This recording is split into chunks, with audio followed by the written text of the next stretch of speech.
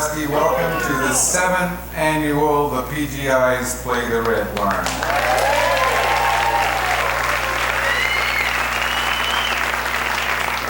And congratulations, if I may presume, on being on the list of people who are able to get tickets in what has now become, I think, the hottest ticket in Canada. Even on some of the coolest evenings. We may move to the second week in June next year. Six times now since we started this little adjunct to the golf tournament, I've wondered how, or maybe even wondered if, we can ever do it again. 7 times now I've had the honor and the pleasure of standing here and welcoming a crowd of friends to a historic building I love. This is sort of the New Year's Eve of my personal calendar. Realizing that somehow we have, and that once again you are in for a spectacular evening of Canadian words and music. The reasons are manifold. They include, of course, our incredibly generous family of sponsors, headed this evening by our event sponsor, Molson Breweries. And I ask you to memorize the list on the back of your program and patronize those who sell things. I hardly need to remind you of Hillebrand Wines, Molson's Beer, or Gallagher's Quality Meats, all of which were here in abundance.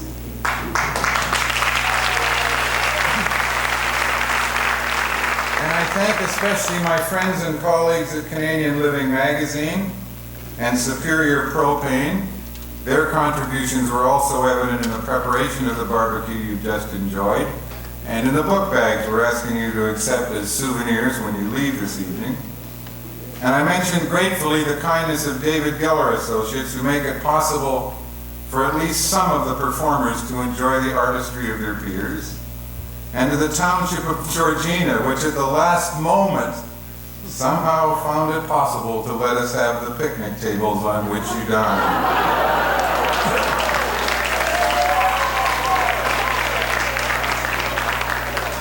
There is one addition to the longer list on the program, by the way. Scott Brown of Scott Brown Productions interrupted a much bigger and paying assignment to make some of our technical wizardry possible, and I and we are very grateful. If I were to take the time here to thank all the volunteers who are behind the scenes, and who are watching from the lobby, by the way, on a monitor Scott Brown made possible. There's another in the green room. We'd be here till dawn. This event over the years, tomorrow is our 11th golf tournament, has become a kind of unpaid invasion of Normandy, which begins on Monday at what we call Tournament Week, and probably reaches its height of furious and cheerful activity on Wednesday afternoon, when walkie-talkies crackle between the Red Barn, our cottage, Stuart Ross's lettuce choppers at Tall Trees, and fleets of minivans and borrowed cars. Marion, can you go to the co-op and sweet-talk them into lending us the cattle trough again? Now, I know why they need that. It's to put the beer ice in, and why they call for Evian water, which 4 different messengers answered before the Fitz twins announced they already had it. But I'm still baffled by why an urgent call went out today at 1:15 p.m. for a bag of kitty litter. Sean, can you tell Leanne not to put the signs on the bed yet? There have been some changes. I didn't know what to make of that. And 1,000 other messages of mystery and apparently crucial importance. For a while, I thought there might be a small problem when the lowest D string on the piano broke on its way up here. It's to be played by everyone from Carol Welsman to Doug Riley tonight. And no one seemed to think Trish Thornton's suggestion that we simply stand Ben Heppner, the world's greatest Hellman tenor, backstage and cue Ben when we needed a low D. No one seemed to think that would work, but somehow that and 1,000 other problems got solved. They are quite an army, I can tell you, and sometimes I think a Navy and an Air Force too. Not all the people who give their time are recruited from Morningside or Frontier College, or, and a special nod to them, the friends and staff of the Georgina Center for Literacy. To take just one example of the kind of special effort our supporters give us, last year, Barb Payne and Erica Pratt, paying customers, were concerned in the Red Barn that some of us seemed to have some difficulty finding our way up these stairs in the dark. I actually still have the scar from where I barked my shin trying to get off the stage before the Badu dancers went into full flight. Although it's somewhat smaller than the map of the Quebec North Shore and Labrador Railway that the surgical geniuses of Toronto Hospital fixed me up with later in the season. And yes, thank you, I am feeling fine.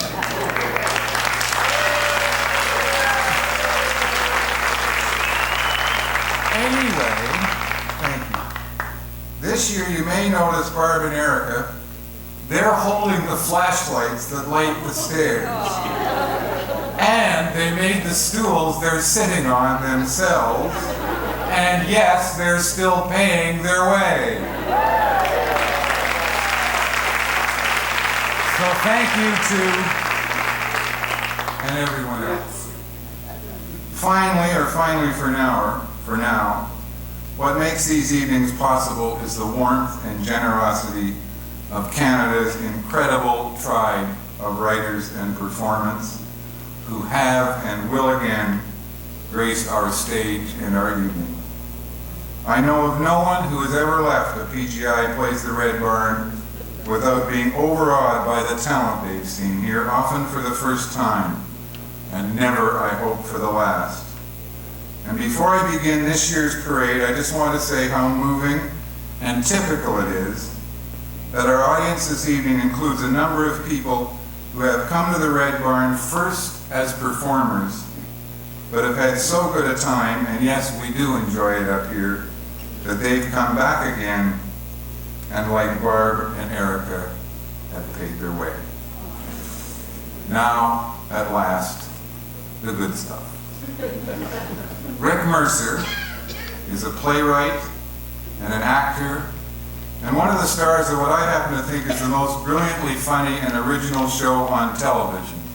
This hour has 22 minutes. And best of all, from Newfoundland, Rick Mercer is here.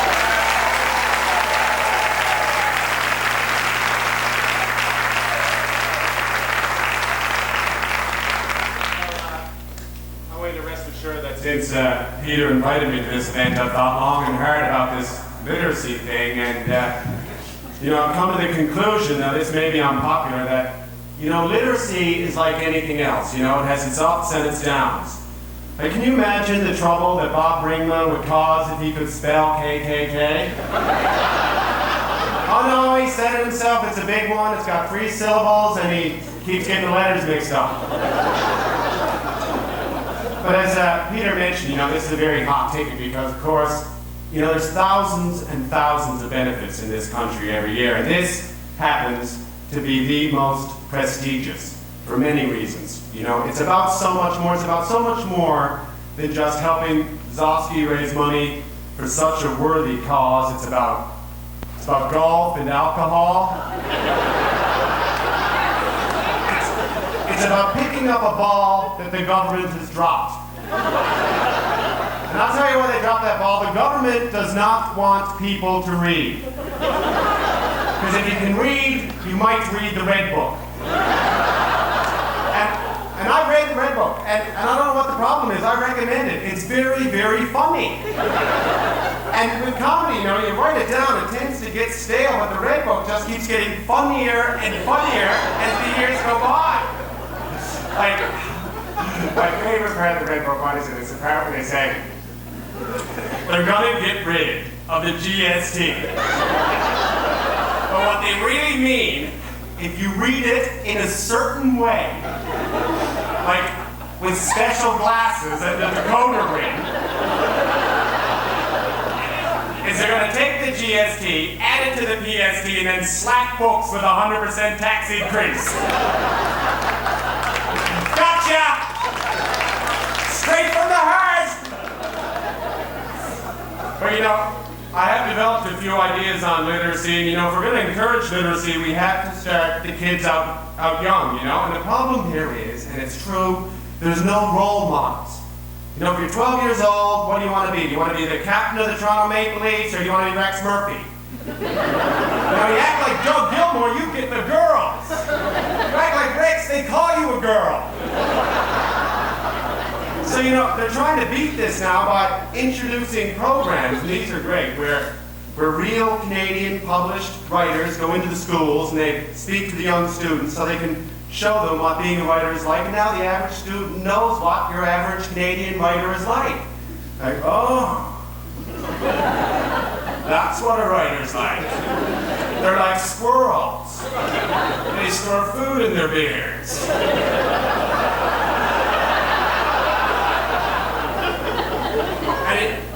The other problem, we have to realize that if you're a kid and you read too much, there's a real stigma attached to that. They call you a nerd or a brain or whatever. And, like when I was 12, my brother would crucify me for reading. He would crucify me. And the only place in my house you could get any privacy to get away from the brothers and the sisters was the bathroom. So I'd go to the bathroom and I'd lock the door and I'd read a book to get away from my brothers. And after 5 minutes, my mother would be knocking on the door. I know what you're doing in there. Keep that up, you're going straight to hell. The road to hell, paved with the Hardy Boys.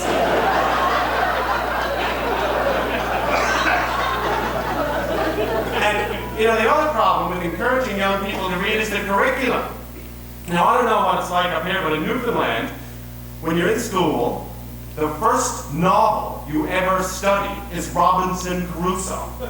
Because at 9,000 pages, it's considered the first modern novel ever written. Now, it should have been a short story.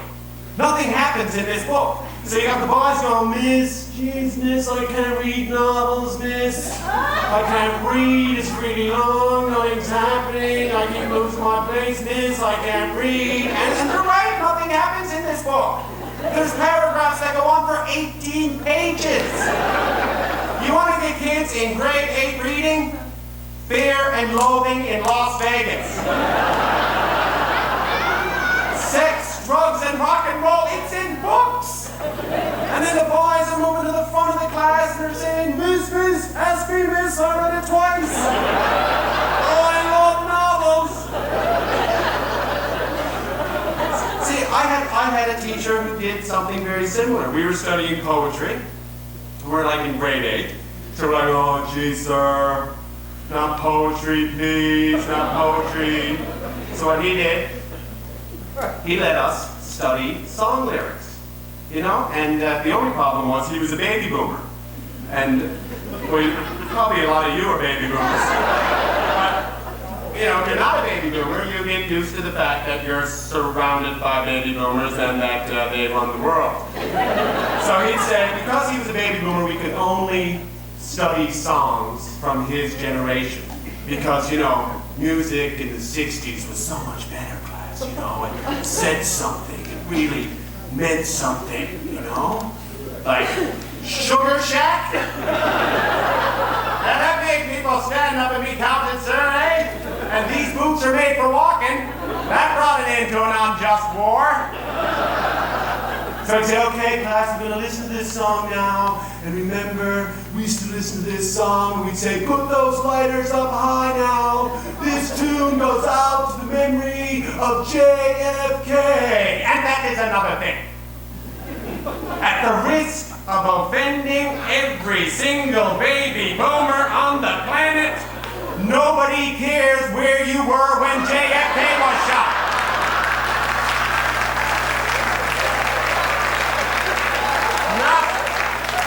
Not that any one of us could, in any way, stop any one of you from regaling us with that fascinating story just one more time.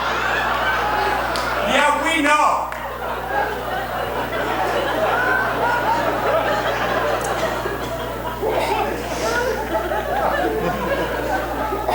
You were sitting in class.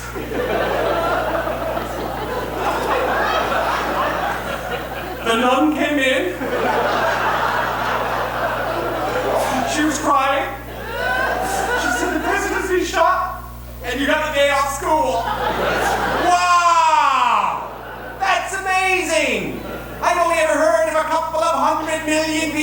the planet that have ever had the exact same experience. You see, that's why my generation is never going to be like the baby boomers. See? We had no common denominators. There's no great moment that galvanized us as a whole. Okay, we all know where we were when Kurt Cobain died, but it doesn't count. Besides, he shot himself because he couldn't handle being a rock star. Kind of pathetic when you think about it. He had that much of a problem, he should have moved to Newfoundland. No one would give a shit what he did down there. Mind you, if you went around complaining how hard it was making that $50 million a year, someone probably would have saved them the trouble, shot him anyway. Well, that's my 2 cents, and thank you very much. Remember, together, illiteracy can be beaten, but please, God, not at the expense of television. Thank you.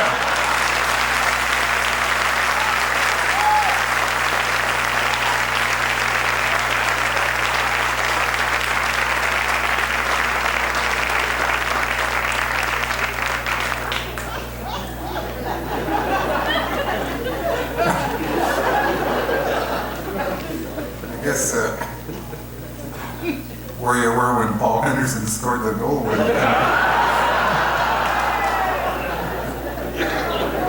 That's Rick Mercer. This hour has 22 minutes and many other things. Now I wanted to have Tariq Abubakar and the Afro-Nubians at the bar since the first time I met Tariq on Morningside. For one thing, I actually wanted to see in person who was making the marvelously exciting music he brought with him. For another, I kind of like saying his name. Tariq Abubakar came to Canada from the Sudan in 1988. He had $10 in his pocket. The band he has assembled now speaks, I think, 6 languages, including, fortunately for us, English, and their music is as eclectic as their heritage. What else? They did want me to mention that they are all bachelors. Ladies and gentlemen, if they're ready and set up, Tariq Abubakar and the Afro-Nubians.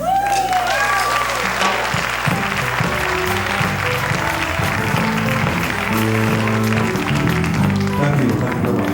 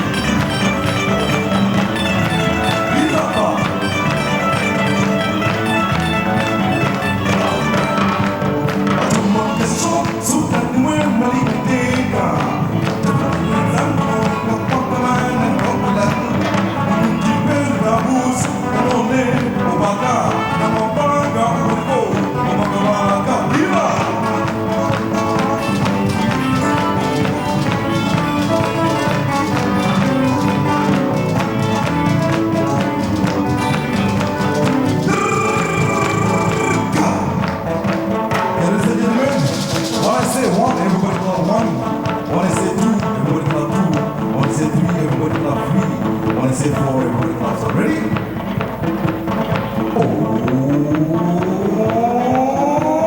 One. Very good.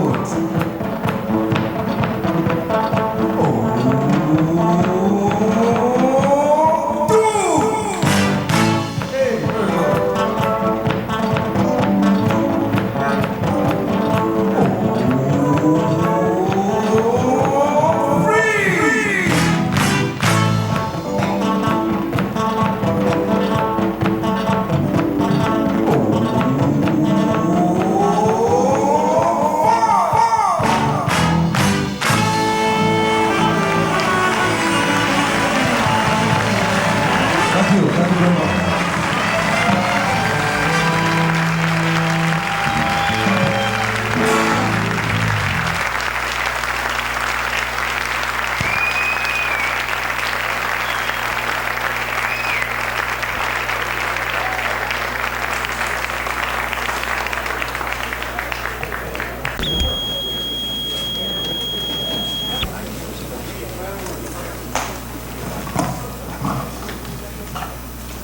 They ask you where Gzowski and his friends get the people who put on these Canadian evenings at the barns. Say Newfoundland, Sudan, Beijing.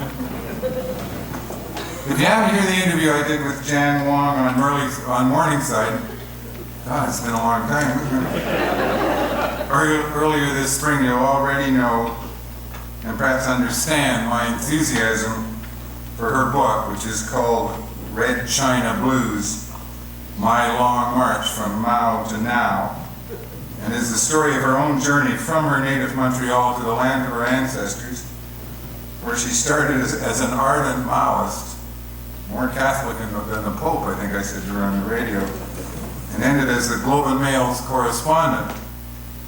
And, well, let me just say that in my view, this is the Canadian non-fiction book of the season, often as funny as it is insightful and moving, and I am honored this evening to introduce her. Ladies and gentlemen, to read a bit, I hope, from Red China Blues, Jan Wong.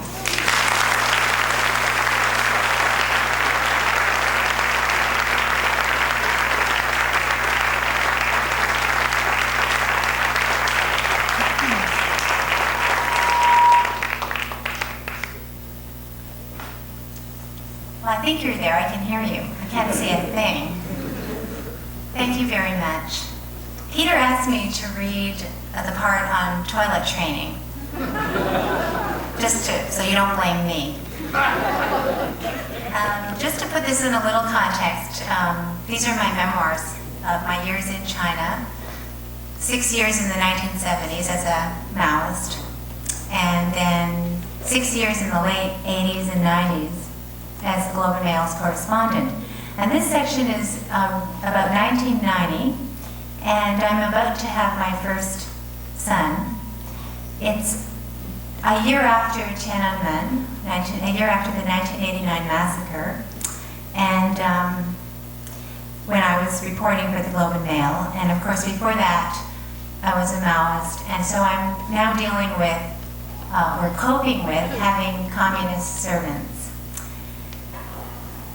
I had originally gone to China to escape shopping malls, but like the other 1.2 billion Chinese, I found I now suffered from massive pent-up consumer desire. Living 1,000 miles from the closest Toys R Us made me nervous, a first-time mother. I had no idea what babies needed. So, on a home leave just before Ben's birth, I had cleverly bought everything. Orthodontically correct pacifiers, teething rings, formula bottles, powdered formula, a baby food processor, an electronic baby monitor, diaper safety pins, plain cloth diapers, 24 ducky printed flannel diapers with Velcro closers, a diaper changing bag, plastic outer pants, diaper detergent, disinfectant and softener, paper diaper liners, diaper rash cream, baby sunscreen, shampoo, oil, cream and wipes, Q-tips, infant Tylenol, 3 types of baby thermometers, 5 parenting books, and baby manicure scissors. Oh yes, and baby clothes and shoes, baby blankets, stuffed animals, baby books, a crib mobile, a crib bumper, baby back, and arm carriers, a portable crib, a high chair, a dolly jumper, 2 strollers, and a safety-tested car seat.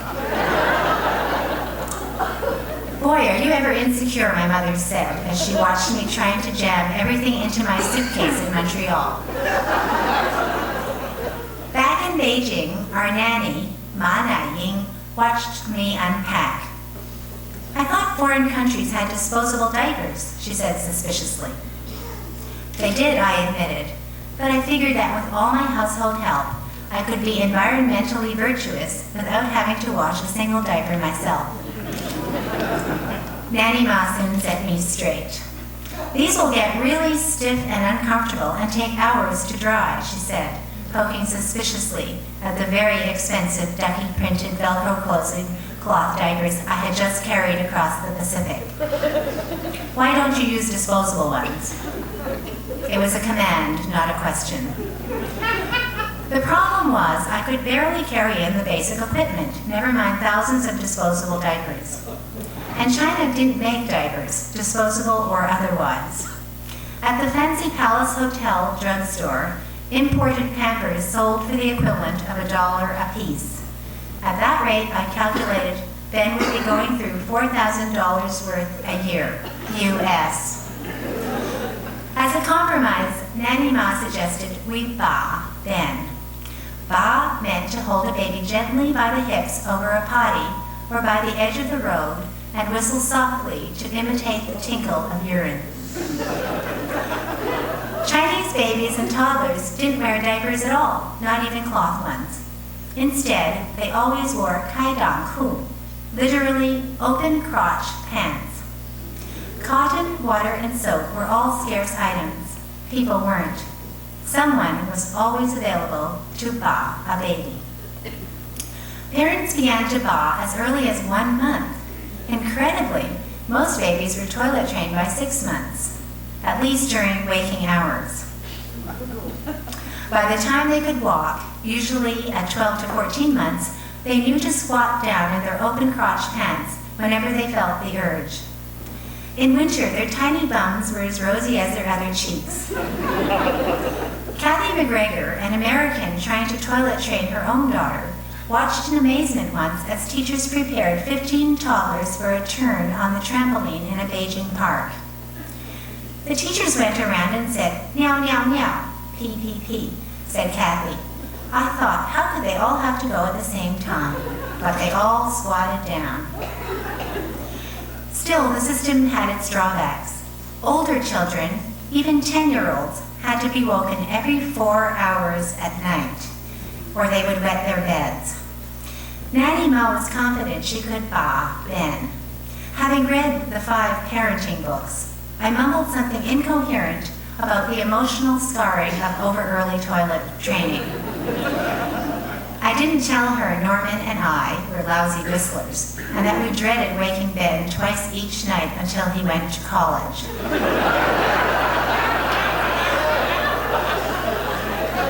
Notwithstanding my huge investment, it did occur to me that cloth diapers were silly. After all, who used cloth toilet paper? So Nanny Ma and I agreed on disposable diapers, meaning that I agreed to import thousands of them. Thank you very much.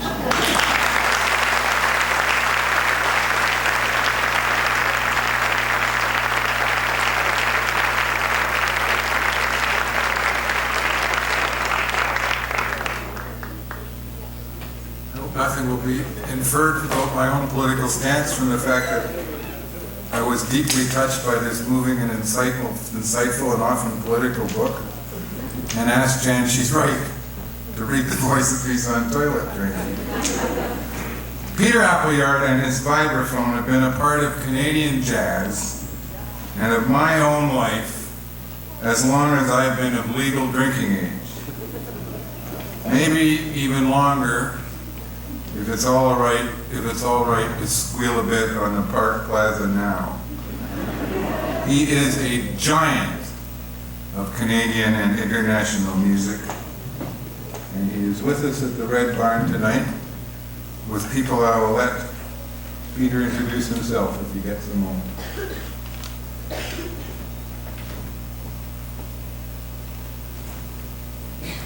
Ladies and gentlemen, I wanted to do this a long time. Peter Appleyard.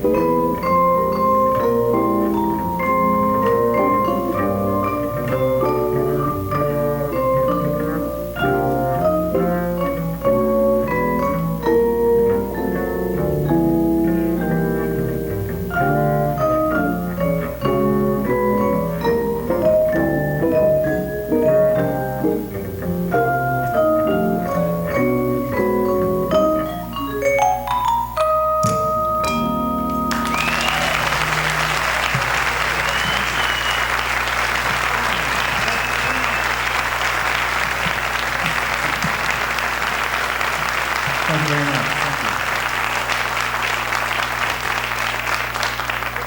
you. I'd like to introduce these marvelous artists to you right now. On bass, a gentleman who's worked with me on and off for quite a number of years, and I think he's one of the best around. Mr. Bob Price is right here.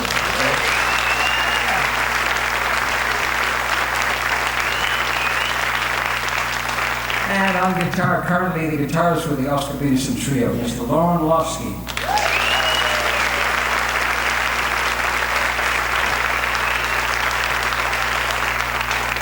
I'd also like to thank Peter for inviting us.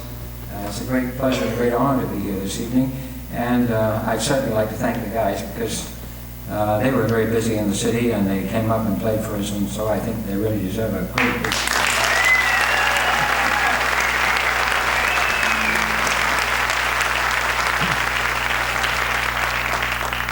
Anyone in the house know the title of that last song that we played? Somebody's bound to. I mean, there's people out there old enough, I think, remember that song. It's Satin Love, of course, yeah. I'm going to tell you this story. Every time I play it, I can't help but think about this story. I was working in New York some years ago, and one night, Johnny Carson came in with Gloria Haven, a movie star from the 50s and 60s. She was a lovely young lady. And they were dancing. It was a little dance floor. And so we were playing Satin Doll, you see. So we finished, and he took her back to the table. He came back to the bandstand, and he said, Peter, what was the title of that last song you played? I said, Satin Doll. He said, you sure? I said, of course I'm sure. He said, it wasn't Hot Toddy. I said, no, it was Satin Doll, not Hot Toddy, Satin Doll. Duke Ellington. Good, he said, you just won me $100 from Gloria Haven. She told me it was Hot Toddy. Will you come down and tell her what we just played? I said, sure. So I went down and he introduced me to her, and he said, tell Gloria what you just played. I said, Hot Toddy.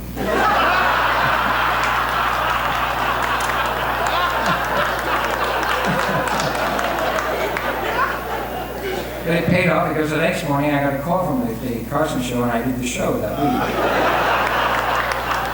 But then still a month later I got a call from Gloria Haven, and I went on the road with her for a year. It was a lot more fun. Anyway,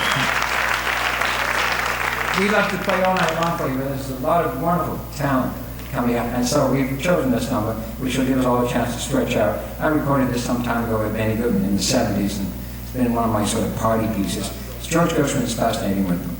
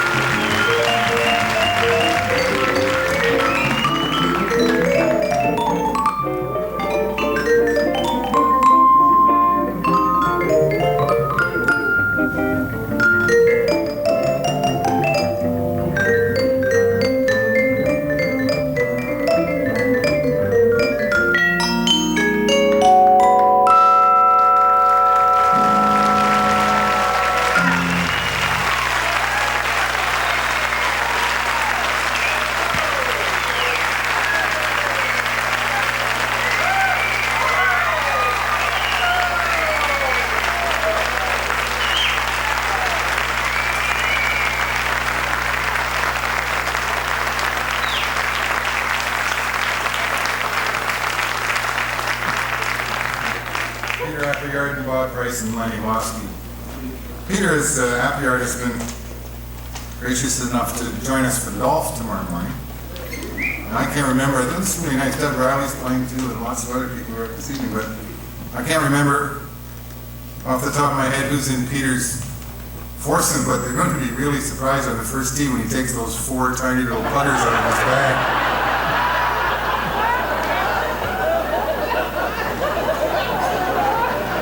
Actually, I'm taking it to the Golden Dragon for dinner later.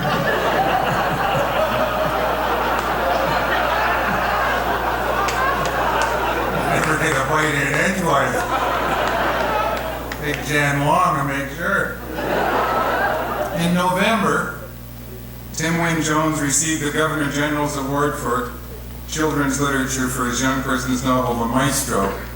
We're lucky to have him here this evening, and thanks to Danielle and Raymond for driving him down from Ottawa, because he has to get up at the crack of dawn tomorrow to head for Halifax, where the Canadian Library Associations will honor him for the same work. Tim has supported literacy, sometimes with the PGIs, everywhere he goes. He is a fantasist, a great correspondent, a rock and roll singer, a poet, and he's here. Ladies and gentlemen, Tim Wynne Jones.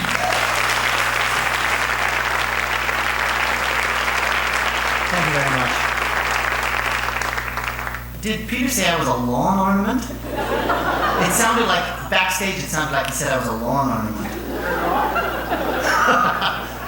Later.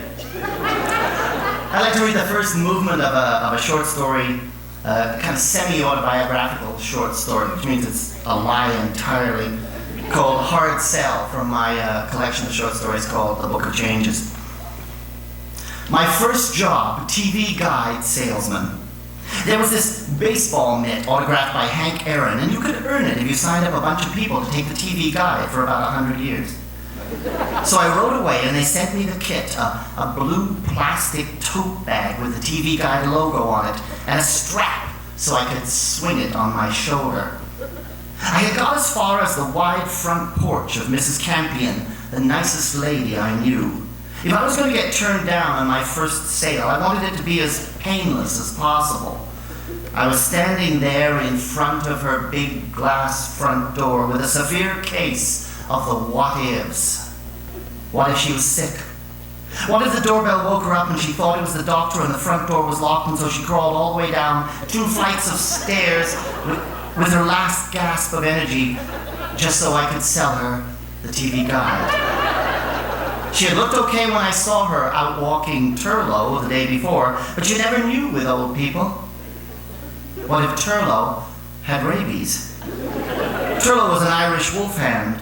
He could lick your face without jumping up. Small children had been sent to hospital after being thwacked in the stomach by his wagging tail.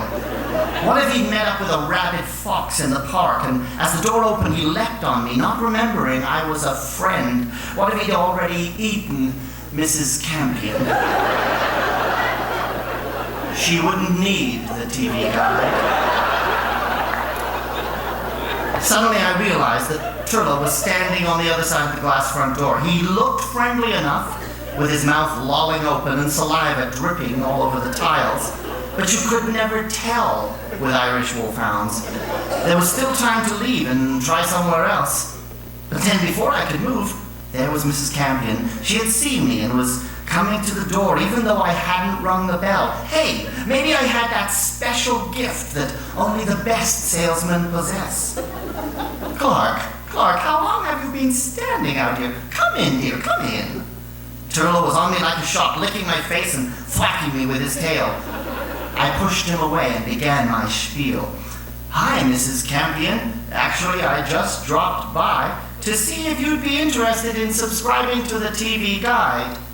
At this point, having taken the casual approach the pamphlet recommended, I deftly opened my blue plastic tote and pulled out the latest copy of the magazine.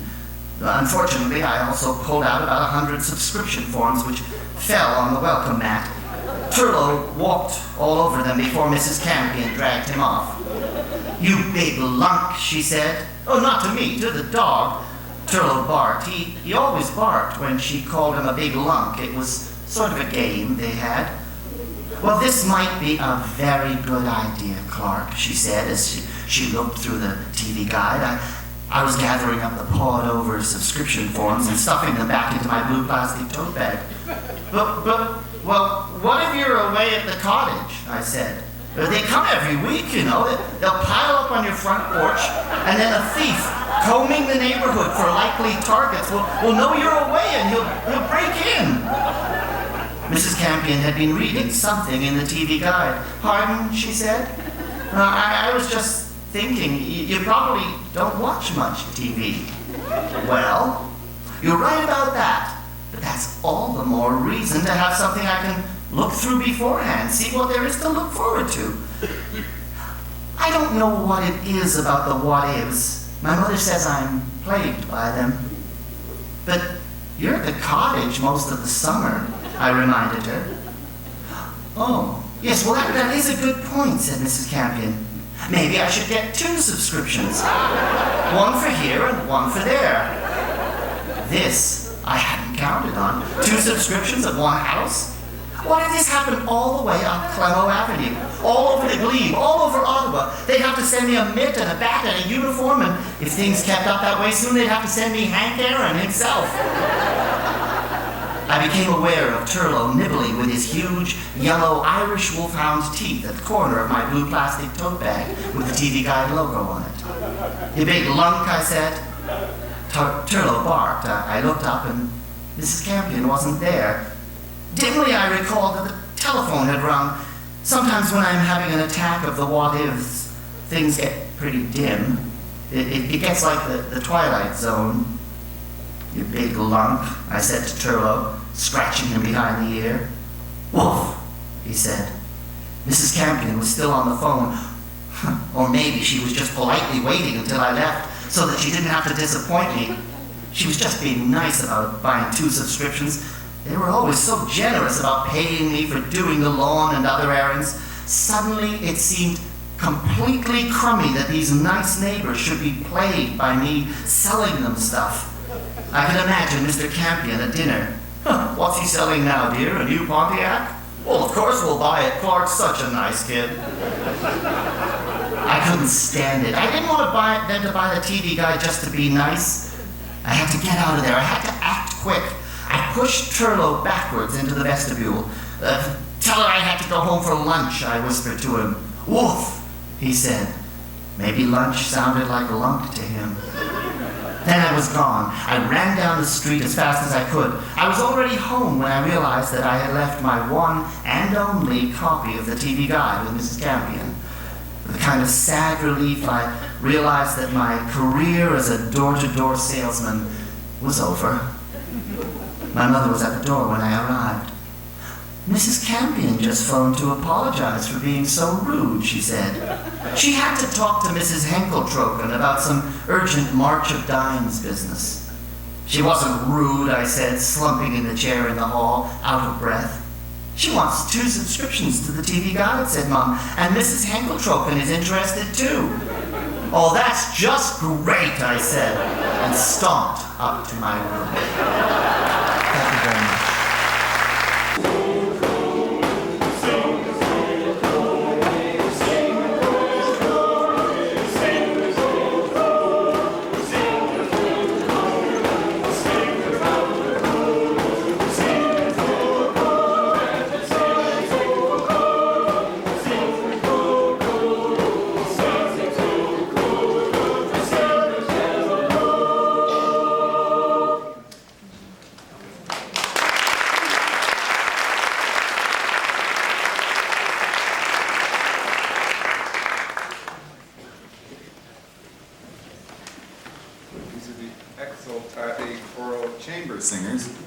Exultate chamber singers conducted by John Tuttle with their version of an old piece by the well-known Anon. Summer is a-comin' in. John founded this lovely choir in 1981 to perform what they call challenging choral music that spans 5 centuries. They're based at St. Thomas's Church in Toronto, where John is organist and choirmaster. But tonight, thanks to a glamorous and luxurious bus they shared with the Afro-Nubians, I think they are the largest single group ever to play at a PGI Plays the Red Barn, even if you include the evening Quartetto Gelato and the Shuffle Demons join forces. Thanks to the bus ride, they are here. Here are the Exultate chamber singers one more time with, and appropriately for a literacy concert, 3 Shakespearean songs set by Rafe Vaughan Williams. Ladies and gentlemen, the Exultate chamber singers.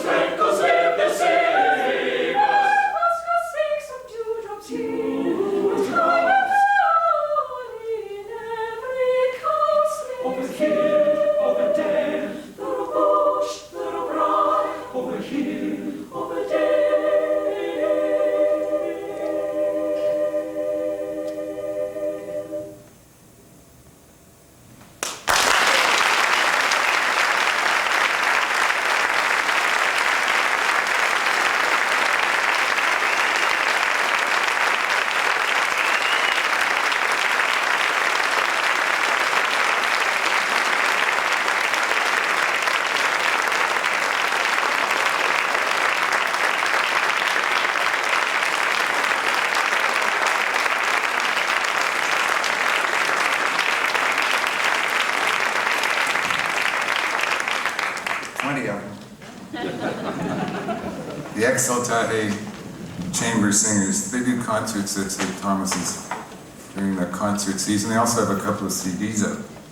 And I'm particularly pleased to have had them because one of them, and I won't tell you which one, is Julia Armstrong, who has handled my column at Canadian Living as an editor for about 8 years now.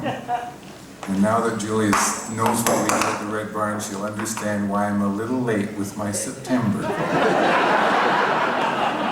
Exaltate Chamber Singers. And now, the man you may know is the host of The Genies, a star of Street Legal, the star of Side Effects, and many other activities. But we know as the greatest Frank Sinatra fan on earth. Ladies and gentlemen, Rob Diamond, Dr. Noah Nelman, and in reality, with Doug Riley at the piano, Albert Schultz.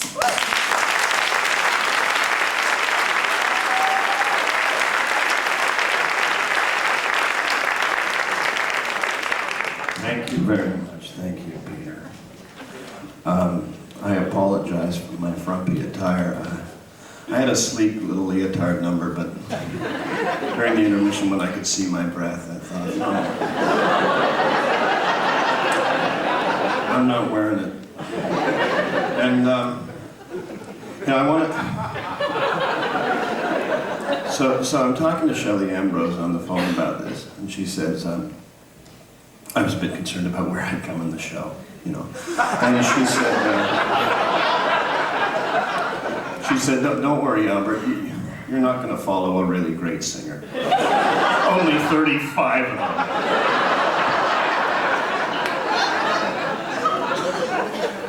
I looked at the thing today, I thought, okay, let's see, we're halfway between Brent Carver and Ben Hebner. It's getting kind of hot up here. This song is I've got that winter drizzle. Anyone else have that?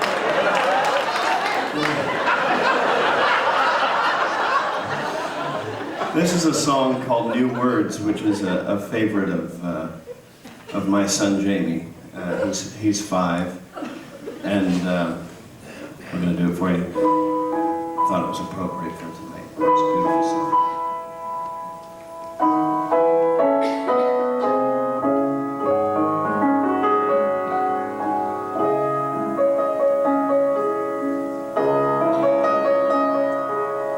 Look up there, high above us, in a sky of blackest silk. See how round, like a cookie,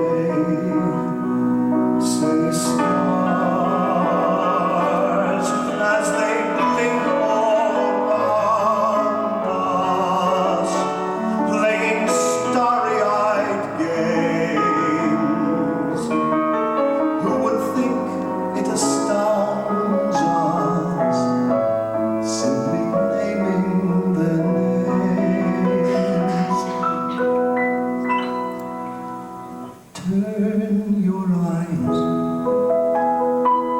from the skies now. Turn around and look at me. There's a light in my eyes now, and a word for what you see. We call it love, my son. Say love. So hard to say, my son. It gets harder.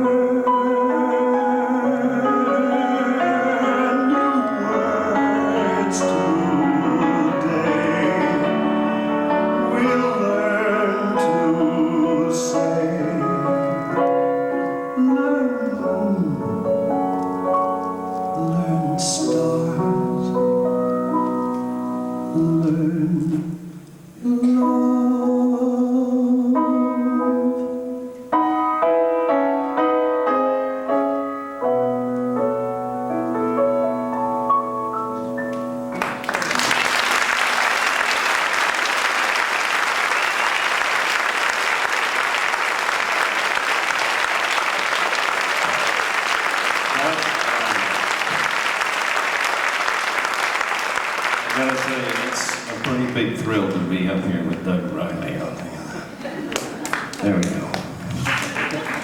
You know, there's a story about the naming of this theater that, oh, what's the host's name? Peter told me. Now, I don't know if this is to be trusted, but if Peter's stories are not to be trusted, then we're living in a nation of fools, let's be honest. So I'm going to believe it. The story goes that at the time of its inception, this Sammy Davis Jr. was at the Royal Alex, and someone came to him and said, we're opening a theater up in Jackson Point, and it's in a red barn. And you know, you've been in showbiz for a while. What would you name it? Sammy Davis came up with the Red Barn Theater. And if I may, I'd like to use that as a cheesy little segue into this next piece. Because you see, you may not know this, but it's a bit of a confession. I really want to be Sammy Davis Jr. And if you don't believe me, just let me help you out here.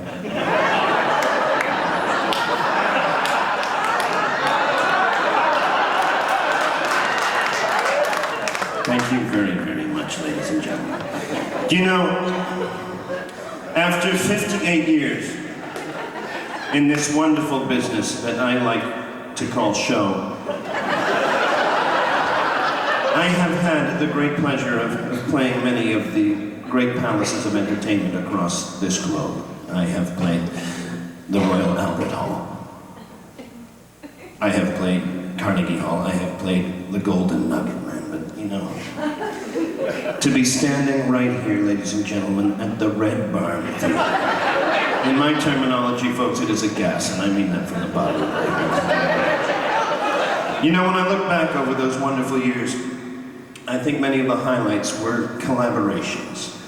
I think, of course, of the great Francis Albert Sinatra. Frank Sinatra, ladies and gentlemen, singing for children. Baba Black Sheep, have you any wool? Yes, Jack, 3 sacks full. The great, of course, the great Dean Martin. When you're drinking, the show looks good to you. When you're drinking, Daddy, when you're drinking, it helps your point of view. Ooh, I got enough gas to get me to Pittsburgh. You know, and speaking of collaborations, ladies and gentlemen, you will all, those of you who will be golfing tomorrow, will be witnessing one of the great collaborations. I am speaking, of course, of one of my heroes in the entertainment industry, Mr. dress up. And I gotta tell you, this guy is the king, ladies and gentlemen. And the collaboration to which I referred is the collaboration between him and his incredible caddy. It will look something like this. Let me just help you out here. How do, Mr. Dresser? You landed in the bunker.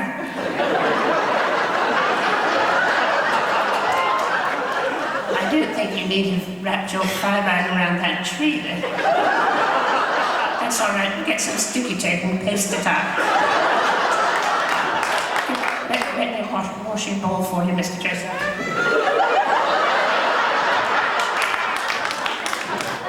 Mr. Dresser, please.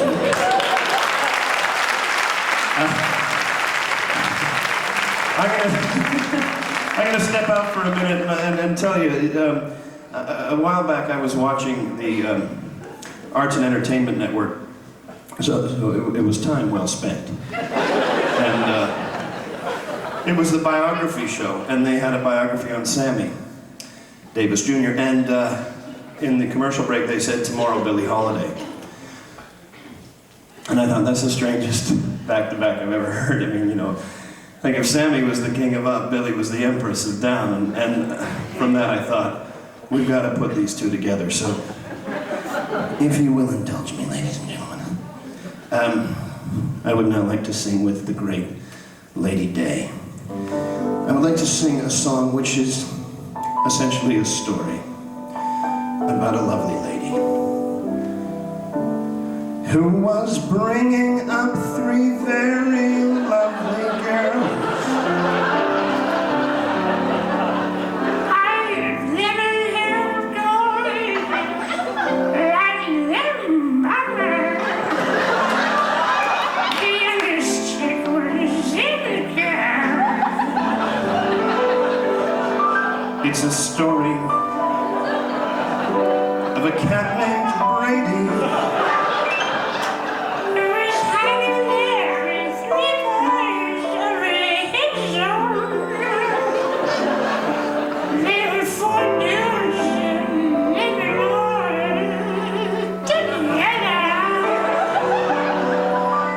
But man, were those cats alone.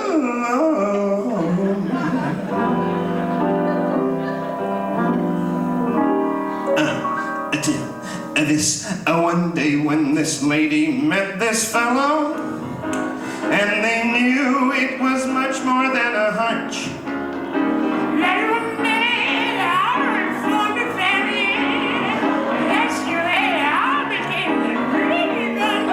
The Brady Bunch. That's the way they became the Brady Bunch. I'm talking Jack by that Brady pack. That's the way they became the Brady Bunch.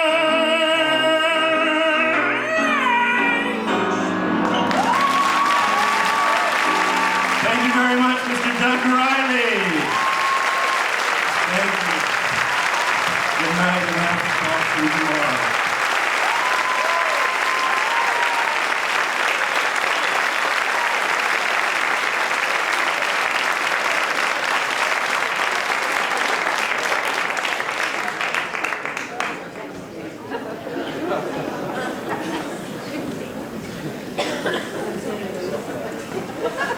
So what do we get Albert to do, I thought?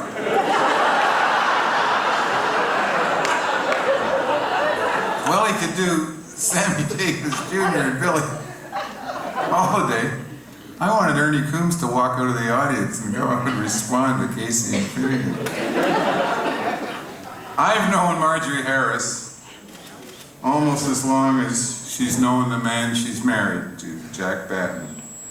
And I have been so happy to see Marjorie emerge as a powerful voice of the Canadian garden in the Globe and Mail, among other places, in her own books, and in Toronto Life Gardens, the lovely magazine she has just helped to found. And we all thought a touch of the garden would be pleasant in the pastoral setting of the aptly named Red Barn. Ladies and gentlemen, Marjorie Harris.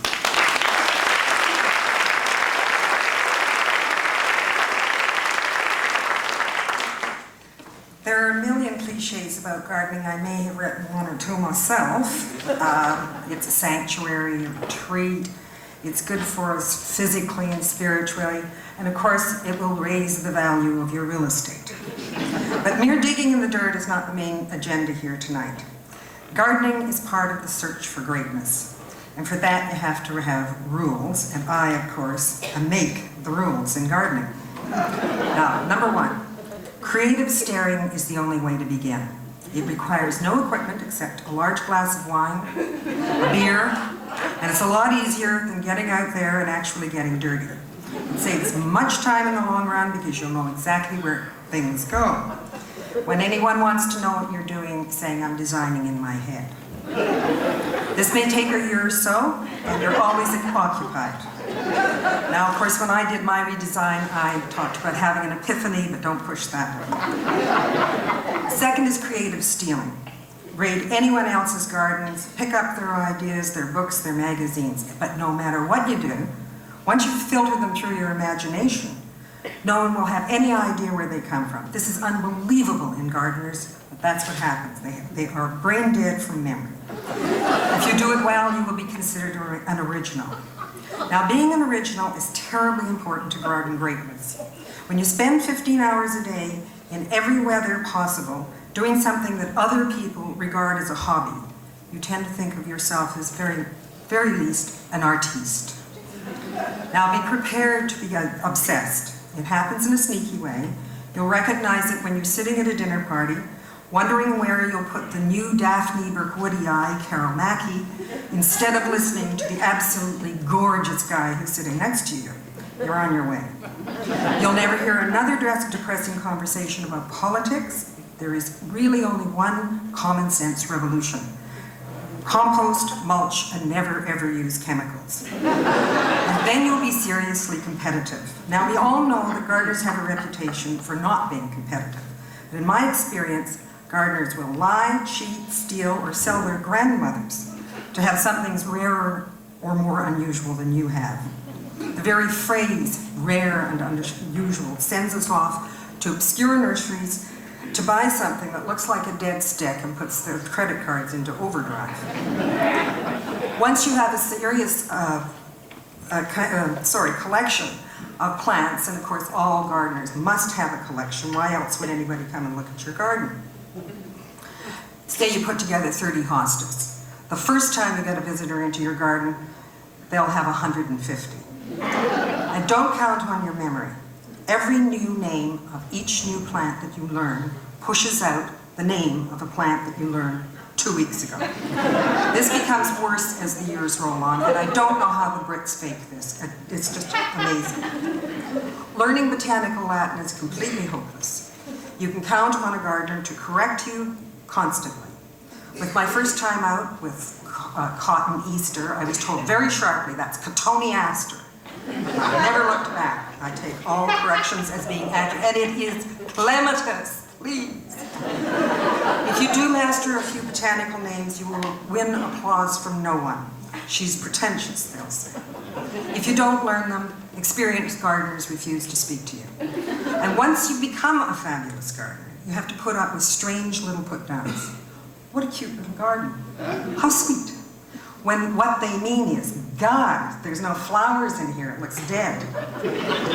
Developing the height of a rhinoceros is part of assuming the mantle of garden greatness. But reposts are as necessary as compost for survival. When people say, it's not very floriferous in here, is it? You reply, the subtlety of this garden is that the design doesn't depend on the vulgarity of mere blossoms. Gets them every time. My husband is the most tolerant of men, but has not learned one word of botanical Latin, even after 28 years of living with this passion. But I won the bet. I got through this 4 minutes without mentioning our grandson, Nicky, who will become a gardener or he's in deep trouble.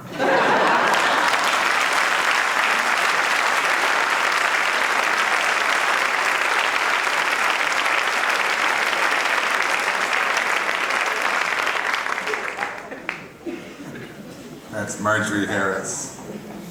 And now it's fiddle time. Was it the Grievous Angels who first played the fiddle in here, or was it Prairie Oyster, or was it, but so many of these wonderful nights have had magic moments out of the fiddle, and maybe especially, may I say, the Cape Breton fiddle. That when we were putting this year's lineup, I said, we're getting Natalie McMaster. If you listen to Morningside at all, you'll know my affection for this instrument, and maybe even my affection for Natalie, one of its sprightliest exemplars. She's Buddy McMaster's niece. She's now a CBC radio host in Nova Scotia. And here, to my everlasting pleasure, and I know yours, with Tracy Dares at the keyboard, is the incomparable Natalie McMaster.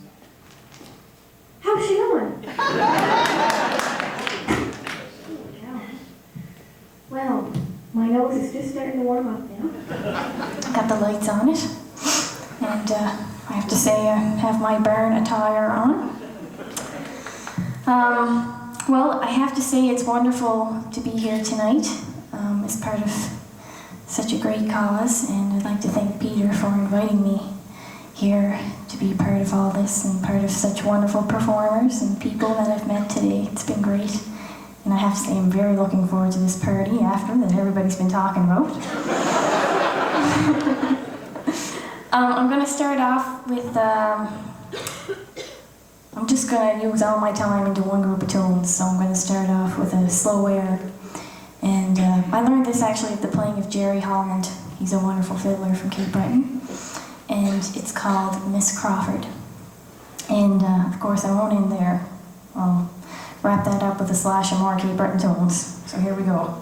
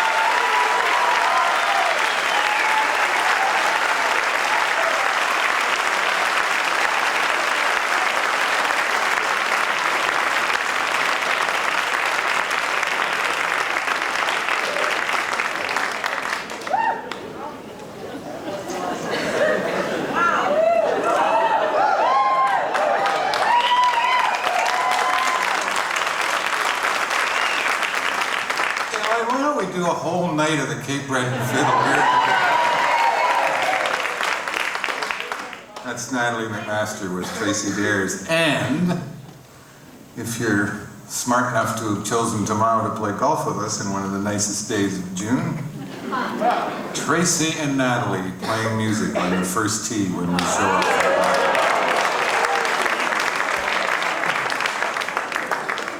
It's some hard to step dance wearing your golf shoes. I really like bringing Sarah Pauly back to the Red Barn. Sarah was here as a child star. Remember, since the year she opened with you? When she was Sarah Stanley of Road to Heavenly. And she returns this evening as a grown-up actor and activist, even though we've told her that for this happy occasion, she has to leave behind at least a few of the causes she's been serving. Sarah has turned into a kind of pint-sized June Callwood in her spare time. But I don't know, I think my kind of pride in watching this lovely young woman grow up is shared by all of Canada. Ladies and gentlemen, please welcome back to the Red Barn, Ms. Sarah Pauly.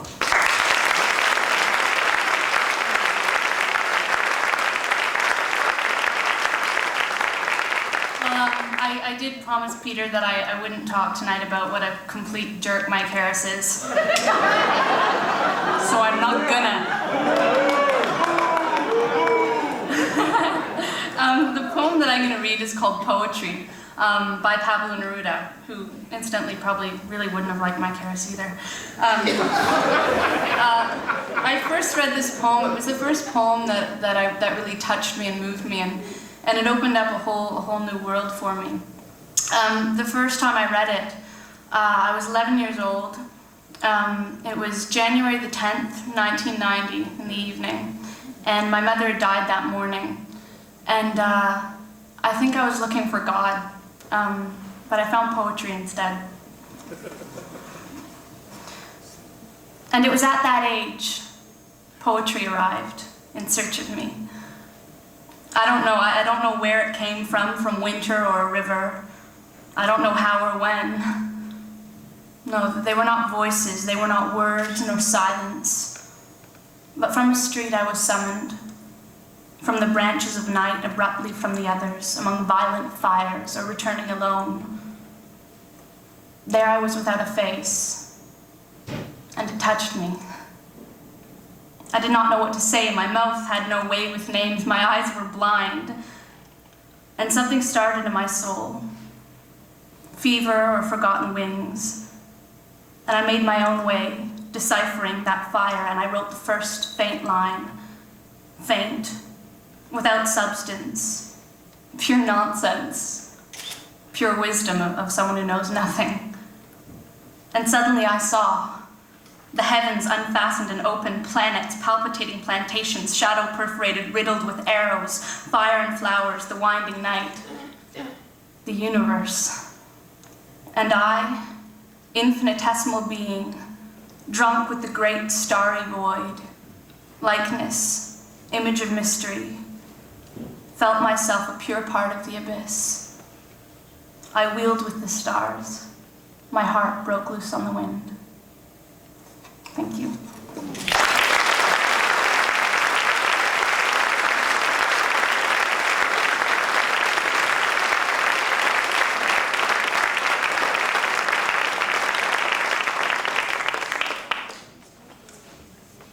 We are not finished with jazz. We are not finished with piano virtuosity. Carol Welsman, Best Female Jazz Vocalist of 1995, according to Jazz Report. Juno nominee, rising star, now making her first appearance at the Red Barn Theatre at our now 88-stringed piano. Ladies and gentlemen, Carol Welsman.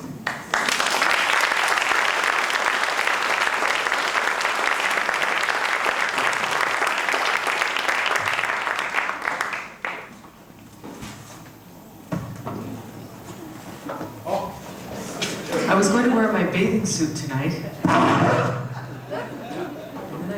bathing suit. Would you all wear a bathing suit right now?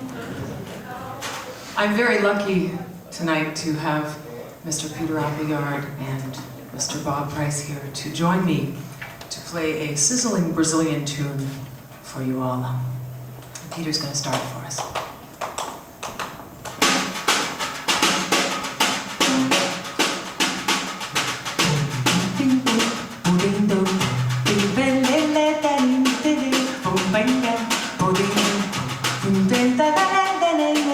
No more blues, I'm going back home. No more blues, I promise no more to roam. Home is where the heart is. The funny part is my heart's been right there all along. And no more fears and no more sighs. No more tears, I've said my last goodbyes. And if tomorrow haunts me, I swear I'm going to refuse. I'm gonna settle down and make no more blues. Every day when I am far away, my thoughts turn homeward, forever homeward. And I've traveled on this world in search of happiness, but all the happiness I found is right here in my hometown. No more blues, I'm going back home. No more blues, I'm through with all my longing. And I am through with torment, through with worry. I've been on my own for far too long. Thoughts are running, feet are burning. I'm gonna settle down and lie, decided there be no more blues. If they boom, boom, if they boom, bang, bum, boom, if they for the day.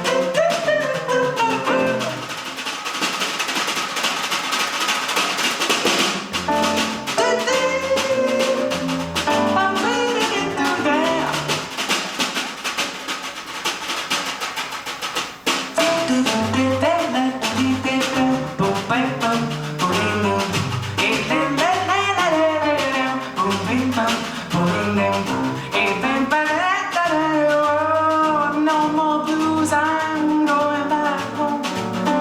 No more blues, I promise no more to roam. 'Cause home is where the heart is. The funny part is my heart's been right there all along.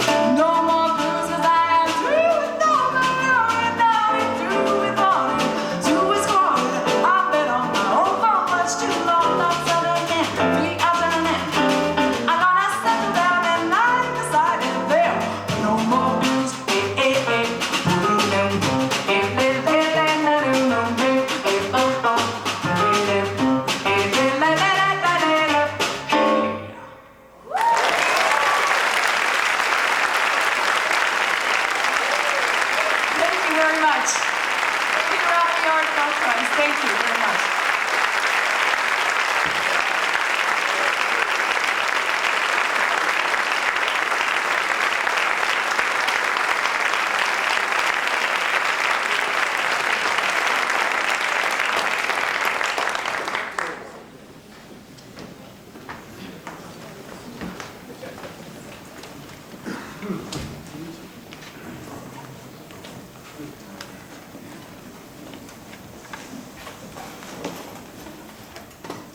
I see all these people in other roles.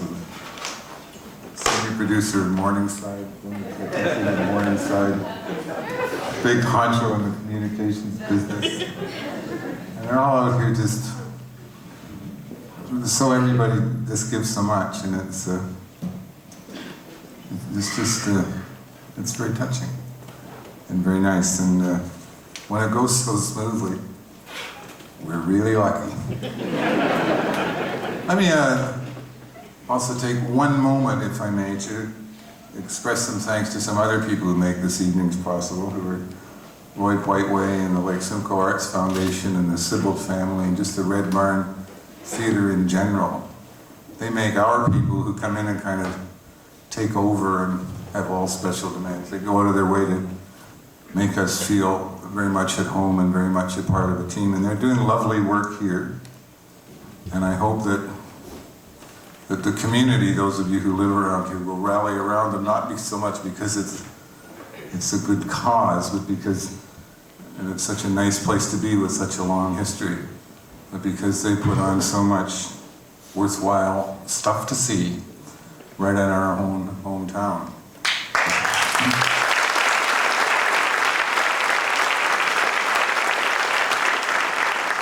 One of the people who will be directing and presenting a play of which he is the author is a veteran, not only of a Red Barn performance of his own last year at the PGI on early occasions, but of an appearance with his one-person show. This is my favorite monologuist. I just don't, he's Lorne. Here's Lorne Elliott.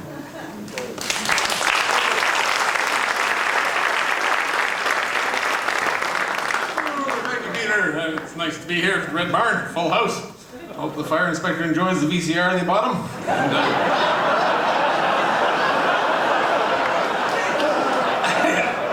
And for those who are wondering, my hair is only 2 inches long. The sad thing is my head's this shape. Joke needs a bit of explanation. Actually, the last time my hair was short enough to tell what my head was shaped like, I was 16 years old. I spent a lot of time in front of the mirror trying to appear less self-conscious. Which may sound self-defeating, but as all 16-year-olds know, it takes a lot of looking at yourself to get to look like you don't like to look at yourself a lot. I even rigged up 2 mirrors so I can see my profile. My God, what a shock that was. Seeing myself for the first time as other people saw me, I was amazed I was not singled out of crowds and bludgeoned with lead pipes. There's my ears. You see, there's ears, and it's, you don't need a pillow with an ear like that. Just fold the flap over, you know?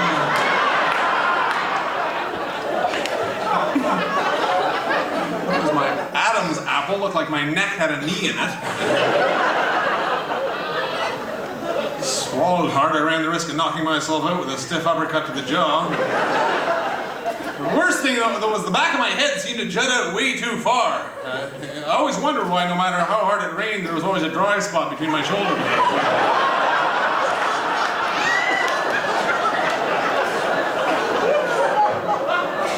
The back of the head of a 16-year-old boy, this was a pterodactyl, folks. I didn't know what to do with it. I knew I couldn't very well just take a belt sander to her. I toyed with the idea of tying highway flares to my shoes to draw attention away from my head.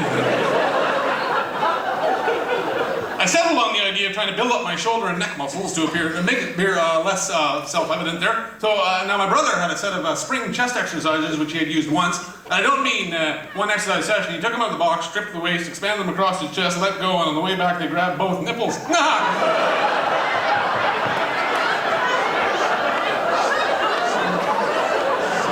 they were bequeathed to me. didn't want to expand my across the chest. I worked at a set of muscles to build up both the steromastoid and the sternonuclear muscles up here. What I did was I hooked one handle to a doorknob, then I grabbed the free handle behind my neck, went into the first forward lunge. Yeah, well, the doorknob flew off. Rocketed into the back of my skull. Raised the bump another 2 inches. So I grew my hair long.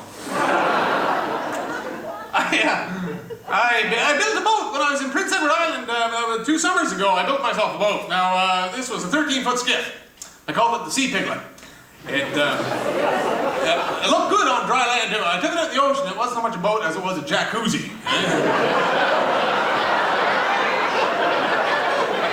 Eyes the boy that builds the boat, eyes the boy that bails her.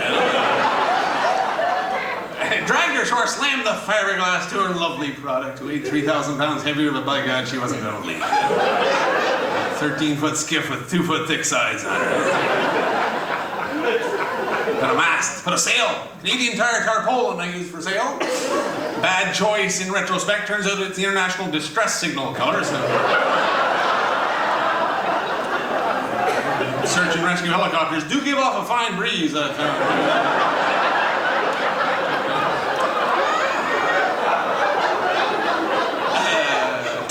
Maiden sail on the North Shore of Prince Edward Island on a day when the radio told me, and I quote, it was a stiff offshore breeze. That was the word. Breeze. Now, where I'm from, Montreal, not my fault, a breeze is something the laundry just barely flaps in, right? North Shore of Prince Edward Island, the weather department, they hang a chain out a window.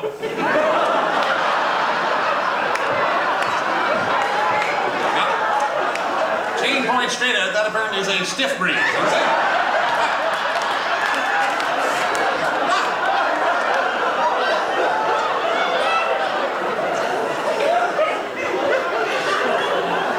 Offshore was another word I had not been in much contact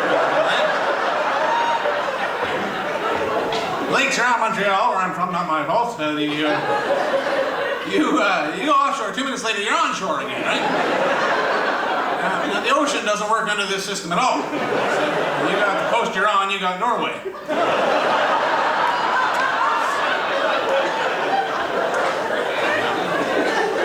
There are no other boats on the ocean. I figured, well, that's because these maritimers haven't read as many books about sailing as I have. A particular type of stupidity that runs like a theme through my life. And while I was in the lee of the shore, things were going fine. I was sailing this boat I had built on hardy mateys thought I. And I looked behind on dry land and noticed people in neighboring cottages start getting out of lawn chairs with binoculars. Say things like, cancel the video tonight, we got a mainlander here. I wonder what they're looking at. Then I hit that line where I am no longer in the lee of the shore and the wind came and the sail went and I was sailing. I was skipping like a wood chip across the tip of these waves. I don't know whether the wood for this boat was grown in Newfoundland, but it seemed to have a distinct homing instinct for that province. I seemed to want to go there to die. Hanging on for dear life. I looked behind 2 minutes later. PEI is a thin red line on the horizon with a glint of 1,000 binoculars shaking with laughter. I figured time to get ashore. I haul on the tiller. Now I'm going towards Newfoundland at the same speed, but sideways.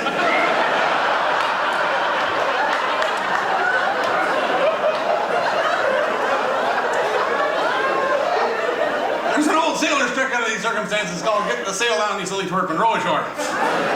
And in all the books, Chapter 9, they got Biff and Bicky in their 90-foot yacht. The wife is in the cockpit making up weenies for the return voyage. Hubby is on the foredeck with his striped jersey and his espadrilles. He does a flick of the wrist with the figure knot of the bottom of the mast. The sail comes down in an accordion pleat into a Ziploc bag, and everybody is just Jeezy jubilant.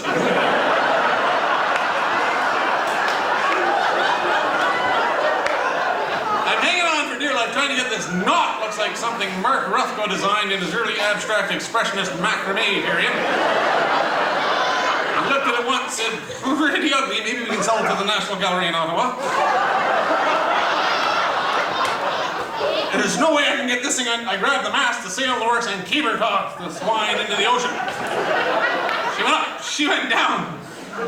seagulls were coming by. What a jerk, what a jerk. Search and rescue helicopters over the horizon. Seals came to the surface. A mainlander.